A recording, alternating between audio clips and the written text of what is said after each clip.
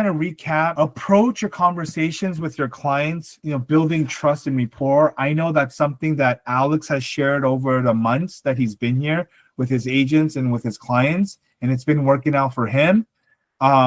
I hope that you guys, the rest of you could continually, exercise this and share in the coming days and weeks and months on building rapport. And I do want to hear from you guys. The further the post success stories of this, right? Like it may not come right away, but hey guys, I got invited to their housewarming, right? Believe me, there's a lot of people that don't invite you to your housewarming. So when you do get invited, it's pretty cool. Right? And they highlight you. That's another share I could share with you.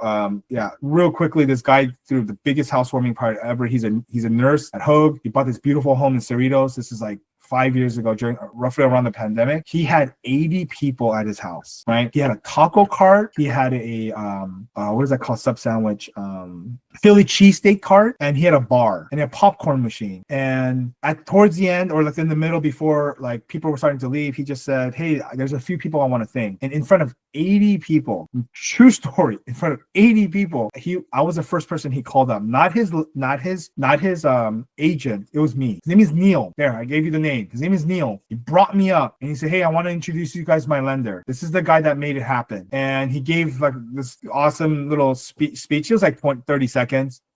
And then he just said, "Look, if any of you guys need a lender, this is your man. If I can somehow prove it to you, I picked up 3 leads that day.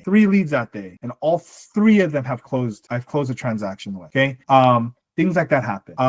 Build trust, ask the open-ended questions, dig a little bit deep, ask the if whens. Don't be afraid of an hour and a half call. Thank you guys. You guys have any questions? Good. With the short time that we have, are there any deals that you guys would like to go over? Have any questions? Freddie, did you get yours answered regarding the amnesty? Actually, Peter answered it through the app, so I'm preparing a package right now. Awesome. Good luck with that. Anyone else have a unique scenario? I have one.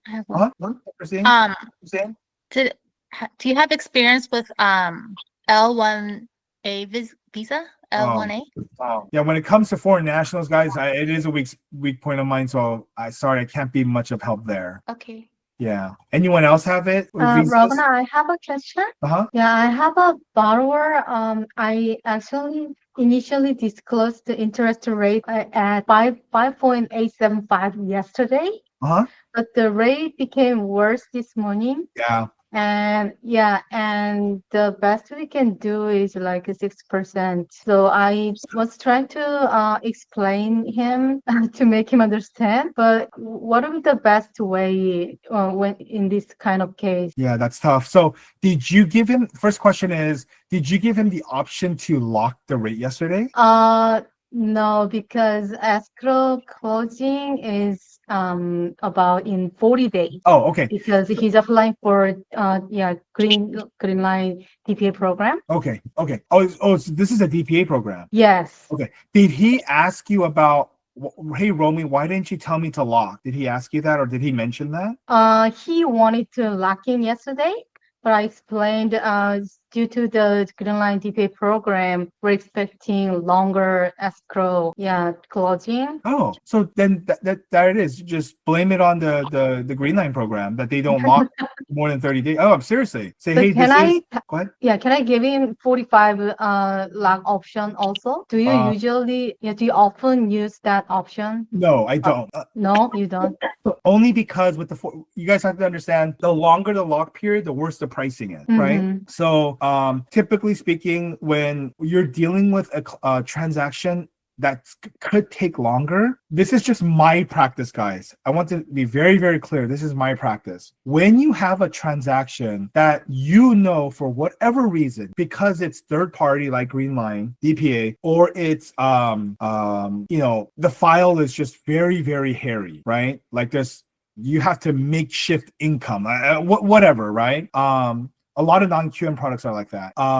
I don't lock it. And when I say I don't lock it, I just say, "Hey, customer, you do have the option. I'm not telling you can't lock it. You do have the option of locking, but understand that should you lock the rate now, and for whatever reason, we haven't closed, your escrow hasn't closed before the lock expiration date, you will incur a lock extension fee." Okay? Just explain it to them.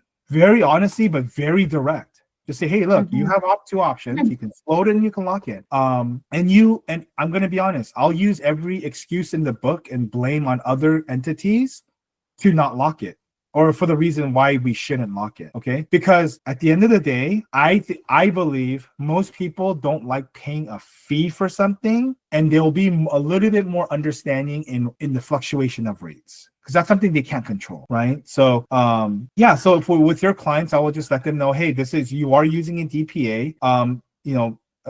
Generally speaking, DPA locks are 30 days. We can go with the 45. However, it's going to cost you up front, okay, the extension fee, and just leave it to them and let them answer it. Don't answer it for them. Like, let them answer it. And I can tell you, when they think about it, more often than not, they don't want to pay an additional fee, okay? Or in this case, it could be a higher rate because it's an extended rate lock, right? So, meaning in your case, Romy, you quoted a 5.875, but yesterday, if you did it on a 45-day lock period, it probably wouldn't have been 5.875, or it would have been 5.875 with the fee, right? So your conversation, I would just let them know, hey, look, the rate's higher right now, but we are floating the rate. We are still anticipating rates to come down, especially with the Feds next week on the 17th. They're expecting to lower the rate. It'll be, we could see the rates come back down. So, we have time. You don't feel rushed to lock the rate in right now. Does that help? Yes. Yeah. Okay. So generally, you don't offer 45 days lock. No, right? I rarely ever for 45, because again, if you need a 45-day lock, it just tells me, like, what if something else happens and this goes longer, right? I always think worst case scenario. Got Yeah, it. good That's question. very helpful. Thank you. Anyone else, guys? No? Awesome. Well, if nothing else, you guys have a great Tuesday and the rest of the week. We'll see you guys next week. Thank you very much, Rogner. Bye. Bye. Bye-bye.